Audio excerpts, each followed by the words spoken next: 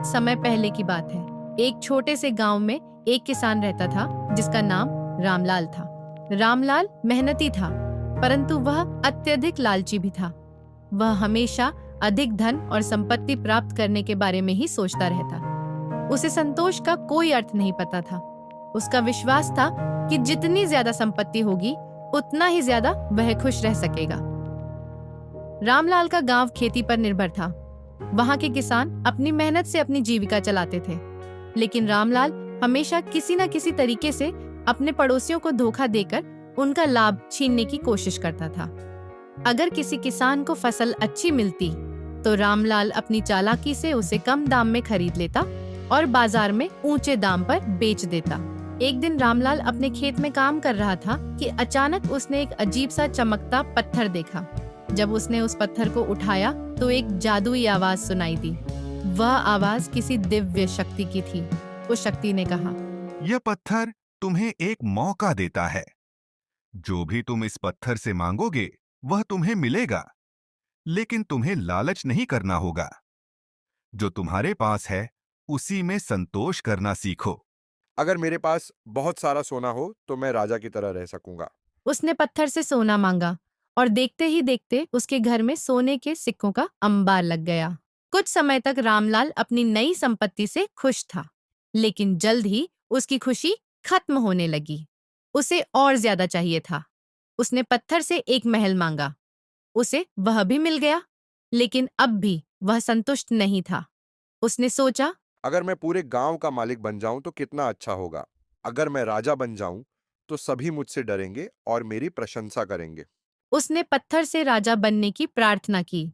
तुरंत ही वह एक विशाल साम्राज्य का राजा बन गया, लेकिन अब भी उसका लालच कम नहीं हुआ। उसने सोचा कि अगर वह अमर हो जाए तो उसकी सारी संपत्ति कभी खत्म नहीं होगी। जब उसने पत्थर से अमरता मांगी तो पत्थर की रोशनी मंद पड़ने लगी। दिव्य शक्ति प्रकट हुई और कहा, रामलाल, मैंने तुम्हें पहले ही चेतावनी दी थी कि लालच मत करना, लेकिन तुमने मेरी बात नहीं मानी।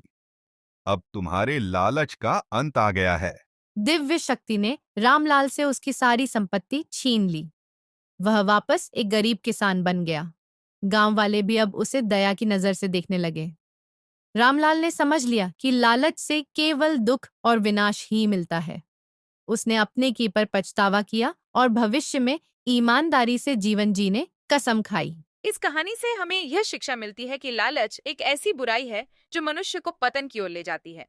हमें हमेशा संतोष और ईमानदारी से जीवन जीने का प्रयास करना चाहिए।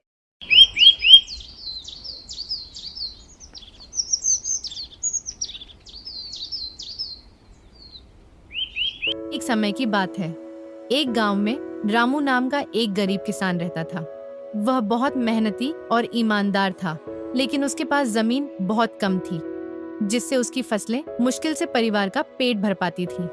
रामू के परिवार में उसकी पत्नी, 2 बेटे और एक बेटी थे, जो सभी मिलकर मेहनत करते थे। फिर भी संसाधनों की कमी बनी रहती थी। एक दिन गांव में बाढ़ आ गई, जिससे रामू की सारी फसल बर्बाद हो गई। परिवार में उदासी छा गई, लेकिन रामू ने हिम्मत नहीं हारी। उसने अपने बच्चों से कहा, बच्चों, हमें नए साहस के साथ फिर से शुरुआत करनी होगी। यह बाढ़ हमें नहीं रोक सकती। हमें फिर से मेहनत करनी होगी और अपने खेत को उपजाऊ बनाना होगा। रामू की मेहनत और दृढ़ संकल्प देखकर गांव के मुखिया और अन्य लोग उसकी मदद के लिए आगे आए। सभी ने मिलकर रामू के खेत को फिर से उपजाऊ बनाने के लिए काम किया। नई तकनीकों और उपायों का उपयोग करके अगली फसल अच्छी हुई और रामू के परिवार की स्थिति में सुधार होने लगा।